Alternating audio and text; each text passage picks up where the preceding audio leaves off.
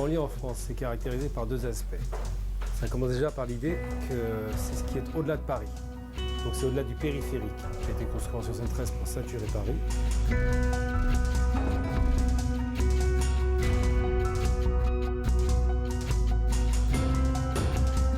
Alors une banlieue, en fait, c'est un lieu géographique.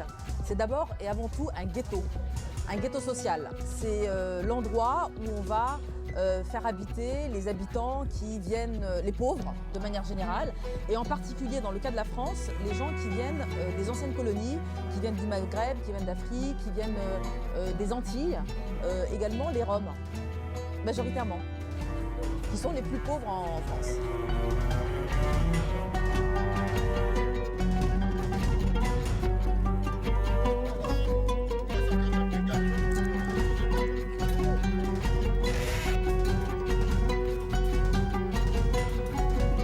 On va dire avant les émeutes, l'ambiance elle était, on va dire, familiale, parce que c'est un petit quartier où, comme si c'était un petit village, tout le monde se connaît assez bien. On échange, on échange un peu avec les plus jeunes et les plus grands pour créer pas de conflit intergénérationnel.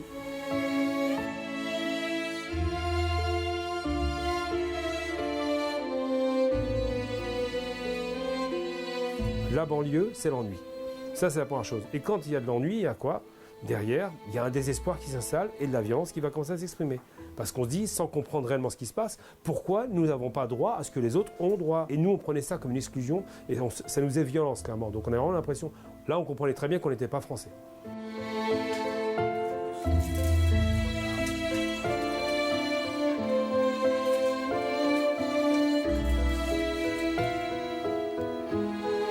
La police, à l'époque, il y a 11 ans, il n'y avait pas de commissariat à Clichy-sous-Bois. Donc c'était la police d'une autre ville qui intervenait à chaque fois lorsqu'il se passait quelque chose. Et le souci, c'est qu'ils ne connaissaient pas forcément les habitants. Et c'est un petit peu pour ça qu'on a eu sans doute ce malheureux drame à Clichy-sous-Bois.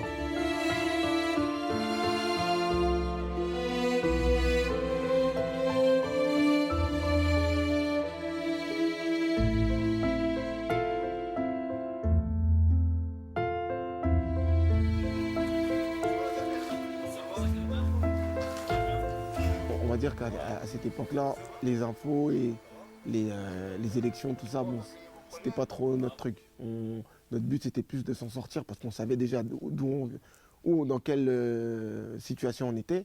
Voilà, nos parents ils sont arrivés dans le quartier, c'était déjà pauvre. Et ça s'est accumulé, ça s'est aggravé.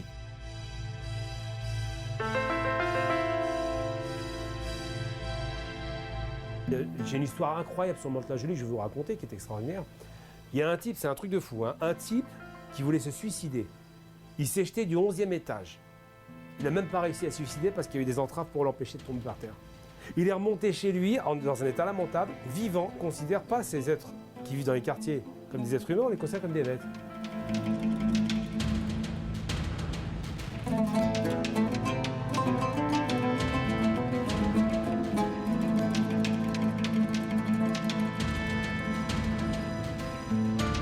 En 2005, quand on lance l'appel des indigènes, il a été précédé par quoi cet appel? Il a été précédé par la loi qui a exclu les filles voilées de l'école, les femmes musulmanes de l'école. Et ça, c'était un débat qui a duré entre 2 et 3 ans, qui a été une offensive islamophobe incroyable contre les musulmans. Donc vous comprenez bien que si tous les jours, il y a un matraquage politique qui désigne une communauté, les musulmans, qui les désigne du doigt comme étant potentiellement des terroristes, potentiellement des gens qui sont des étrangers à la nation, qui souillent la nation.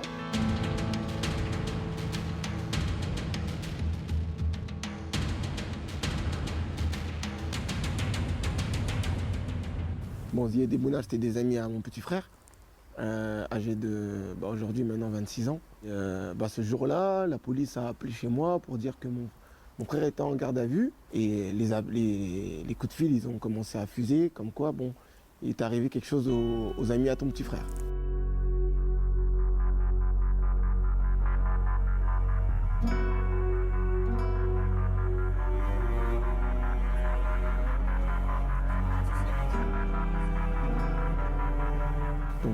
je suis parti chercher mon petit frère au commissariat et je lui ai demandé qu'est-ce qui s'était passé. Et donc il m'a raconté qu'il jouait tout simplement au stade à Ivry-Gargan.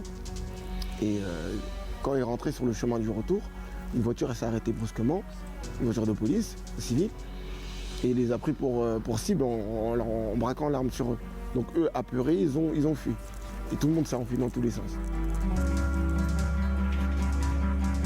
C'est que quand il y a la police, on court parce qu'on a peur de la police. Donc en fait, même si on n'a rien à se reprocher, et c'était leur cas, ils n'avaient rien à se reprocher, ils se sont mis à courir et la police les a poursuivis jusqu'à leur accident, donc dans un espace où il y avait l'électricité.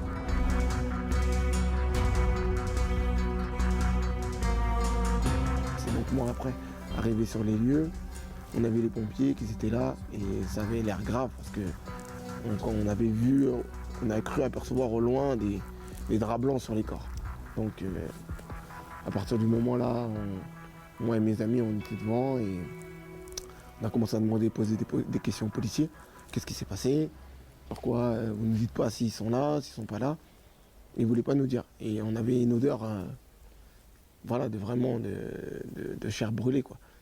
Donc qui régnait sur le secteur de l'endroit où ça s'est passé. Et au bout d'une heure, on a su la vérité.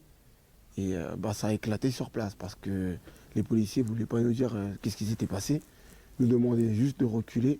Et comme il a commencé à avoir du monde, ils se sont un peu apeurés et ils ont commencé aussi à hausser la voix. Donc d'autres personnes ont haussé la voix et c'est parti un peu en bagarre, quoi.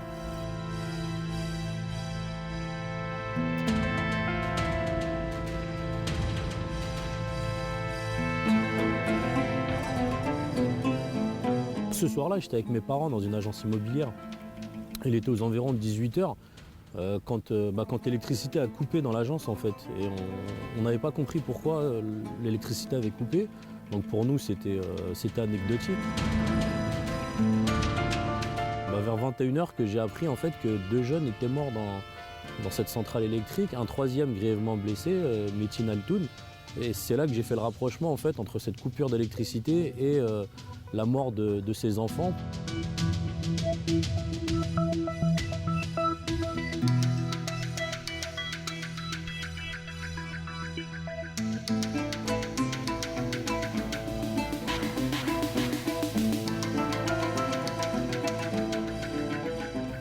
C'est parti en bagarre avec la police.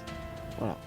C'est parti en bagarre, ils ont commencé à mettre leurs bombes lacrymogènes et tout ça. Et quand les policiers ils ont vu que les jeunes avançaient et reculaient pas, et qu'ils étaient vraiment énervés, là les renforts arrivent.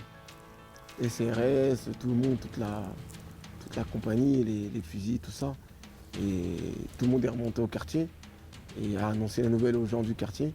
Donc tout le monde dans le quartier était énervé, très énervé. Cette soirée, il y avait la police.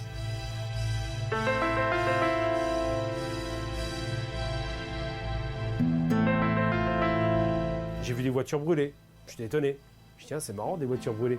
Et puis je voyais des contrôles. Et là où je me suis rendu compte qu'il commençait à avoir vraiment une chape de plomb, que ça commençait à être violent, c'est quand les policiers sont venus contrôler tous les immigrés, nous compris.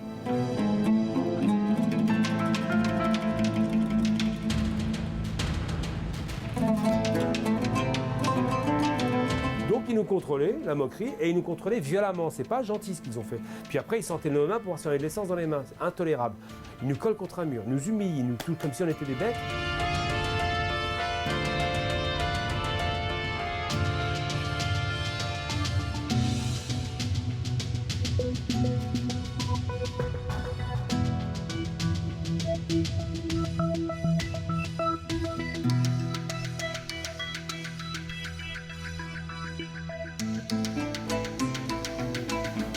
On a rendu hommage à Zied Bouna avec les prises de parole des familles qui ont appelé au calme. Le calme est rapidement revenu à Clichy-sous-Bois et le samedi 29 octobre, il s'est rien du tout passé dans la ville. Donc on s'est dit qu'on avait rapidement retrouvé le calme.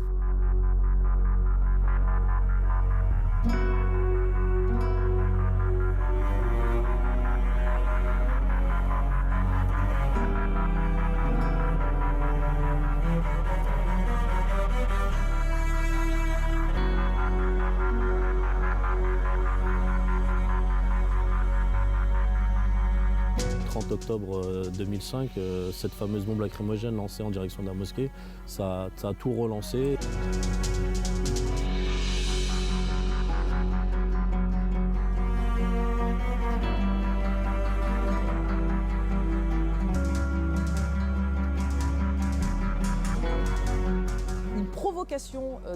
Dans une mosquée, au moment où on est allé prier pour Zied Ebouna, eh bien, des gens ont lancé des cocktails Molotov à l'intérieur de la mosquée. Et là, les gens ont été extrêmement choqués. Donc, si vous voulez, la mort de Zied Ebouna, plus le mépris par rapport à une famille endeuillée ou à des familles endeuillées, un quartier endeuillé qui en plus va se recueillir dans une mosquée. Alors là, ça a été le choc et des réactions de colère.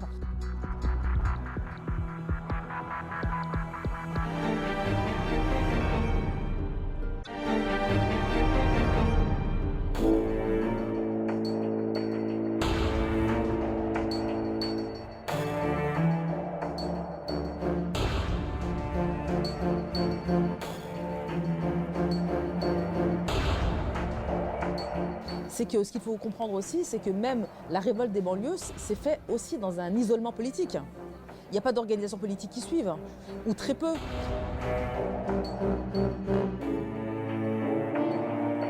Tant qu'on n'avait pas une réponse, jour par jour, ça continuait. Donc ça a continué à peu près une semaine, 10 jours au quartier. Et les autres banlieues, en voyant que voilà, le drame et ce qu'on a dénoncé, ce que les policiers ont fait, ils n'ont pas assisté à des personnes en danger. Voilà, quand on a dénoncé que voilà, c'était illégal et on a commencé à manifester, à se regrouper pour le deuil, en prenant des t-shirts avec le slogan « Mort pour rien ». Et après, bon, nous, dans le quartier, ça a cessé de brûler, de tout casser à partir de 10 jours. Et après, toute la France s'est embrasée. Bon, c'est pas... Peut-être qu'ils ont ressenti la même chose que nous, c'est pour ça que ça s'est embrasé, mais... Couvert médiatiquement, à l'époque, non, ça n'a pas été forcément correctement couvert, puisque on montrait uniquement les voitures qui brûlent pendant 3 semaines, mais on ne revenait pas sur le fond de l'histoire, qui était que 2 jeunes sont morts dans cette centrale électrique, un 3e grièvement blessé.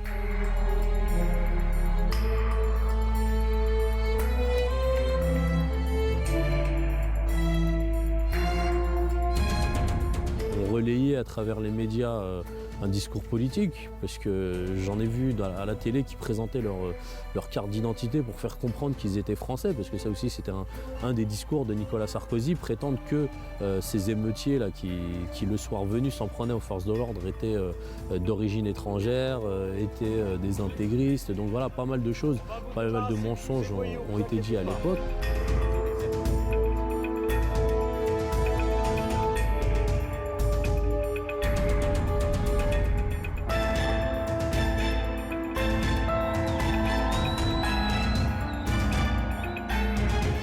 Il y a des jeunes qui font ça parce qu'ils suivent l'effet de groupe. Voilà, ils suivent l'effet de groupe, ils veulent casser pour casser, ils ne comprennent pas la cause. Voilà. Nous, quand ça s'est passé, au début, bon, quand on a vu que les policiers ils ne voulaient pas donner une réponse, c'est pas des voitures qu'on voulait brûler, c'était de la bagarre, quoi. C'était comme si on voulait venger, même si on savait qu'ils n'allaient pas revenir, mais c'était comme si on voulait venger les...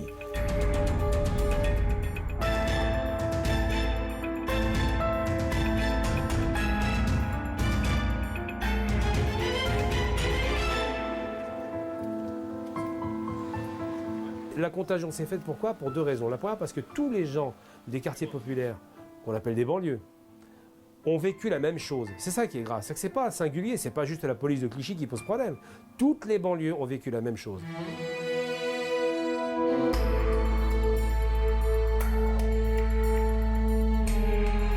Nous, après, les petits jeunes, les amis Abouna, Zied, qui avaient 16 ans, 17 ans, eux, c'était impossible de les raisonner. Eux, ils cassaient, ils brûlaient pour que voilà, les policiers...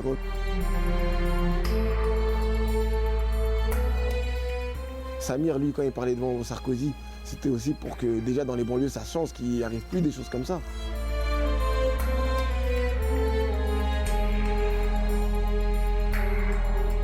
Ça a été une contagion déjà de solidarité par rapport à la mort de Zied Bouna, mais aussi une solidarité liée aux propos qui ont été tenus par Nicolas Sarkozy, ministre de l'Intérieur de l'époque, qui considérait que les fonctionnaires de police n'avaient rien à voir avec la mort de Zied Bouna, qui n'étaient pas poursuivis.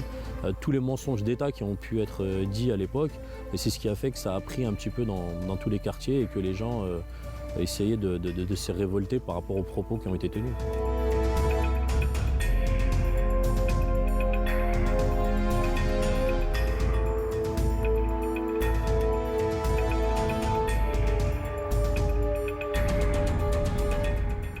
On a demandé immédiatement l'amnistie des révoltés. Et on a considéré que demander l'amnistie des révoltés, c'était un acte politique qui consistait à dire les émeutes de banlieue sont des émeutes politiques. Et il faut les comprendre, il faut comprendre leurs fondements, il faut comprendre leur motivation. Et c'est vrai que rapidement, le discours de révolte s'est transformé en discours politique de la part de ces jeunes qui disaient que voilà, ils en avaient assez de vivre dans cette situation, de vivre dans ces quartiers délabrés, de ne pas avoir de travail, de ne pas avoir de formation. Donc très vite, ce discours s'est politisé.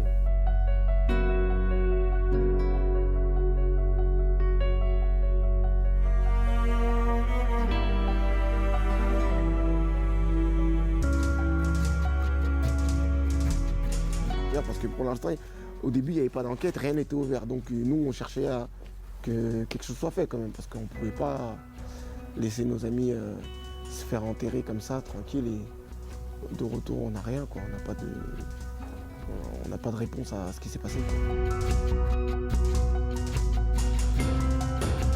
C'est Dominique de Villepin qui avait pris les choses en main et qui avait convié les familles à Matignon. Donc les familles m'ont demandé de les accompagner avec les avocats et on a été rencontrer Dominique de Villepin. Et c'est là, en route sur le chemin, dans la voiture, dans les différentes voitures officielles, qu'on a appris que Nicolas Sarkozy allait être présent. Il ne voulait pas être reçu par Nicolas Sarkozy à l'époque.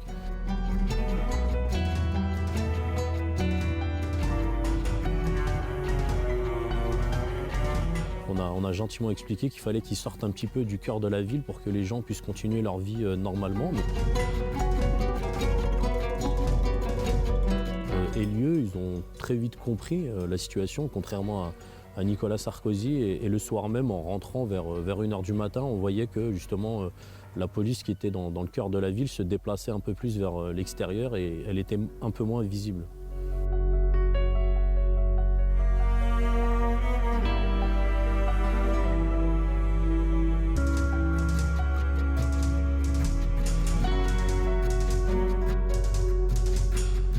À Clichy, pour Zied Bouna, en 11 ans, on a, dès l'année prochaine, dès 2006, pour commémorer les 1 an de leur décès, on avait installé une stèle devant le collège où ils étaient scolarisés. Et donc en 2015, pour les 10 ans de leur mémoire, on a fait inaugurer justement l'allée où on se trouve, qui s'appelle l'allée Zied Bouna et Bouna Traoré.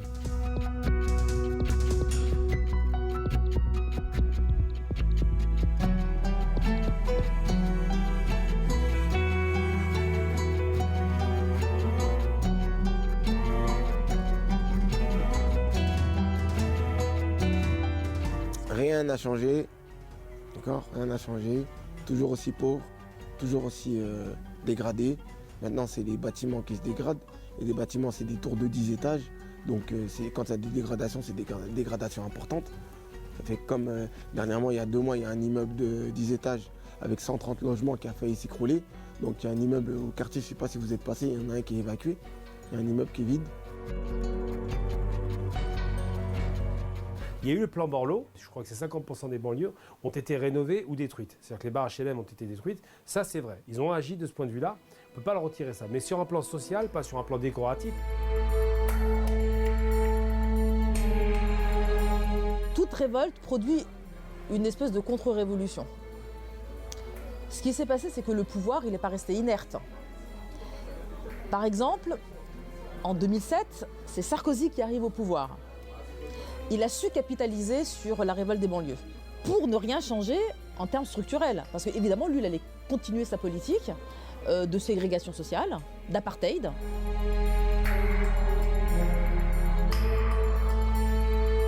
Ma vraie peur, c'est de me dire qu'un type ou une organisation qui va être influencé par l'extrême droite, à pousser les jeunes à se radicaliser, mais bizarrement contre leur propre population.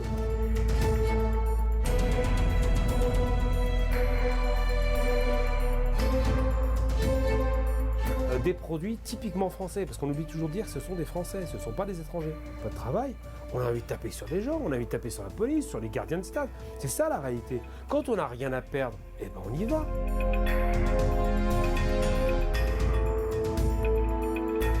Savoir que les fonctionnaires de police n'ont pas poursuivi Zied Bouna, que c'était des délinquants, qu'ils étaient en train de cambrioler. Donc voilà, et tout ça, ça a été démenti par les renseignements généraux, donc un service du ministère de l'Intérieur qui a complètement démenti ces faits, que les fonctionnaires de police étaient bien en train de poursuivre Zied Bouna, qui n'était pas du tout en train de cambrioler sur un chantier, puisque ce n'était uniquement un terrain vague à l'époque et non pas un chantier. Donc le temps nous a donné raison, le temps a donné raison aux jeunes de Clichy-sous-Bois qui ont raconté leur version des faits, qui par la suite s'est avéré vrai 10 ans après lorsqu'il y a eu le procès.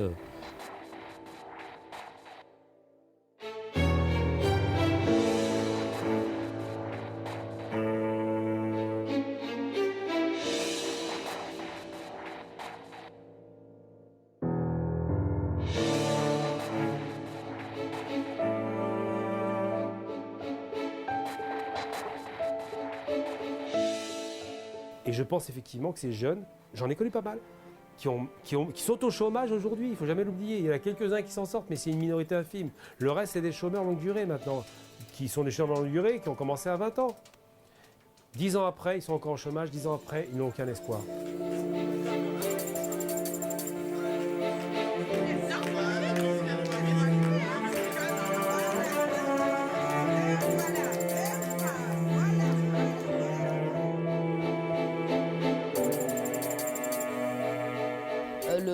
Le potentiel en termes de révolte en France, il est énorme. Toutes les grandes villes de France ont des banlieues autour d'elles. Et comme il n'y a pas d'alternative politique, comme il n'y a aucune prise en compte, aucune prise en charge du défi que représentent les banlieues, donc il ne se passe rien, on ne fait rien, la situation empire, et donc il y a nécessairement des révoltes qui vont arriver.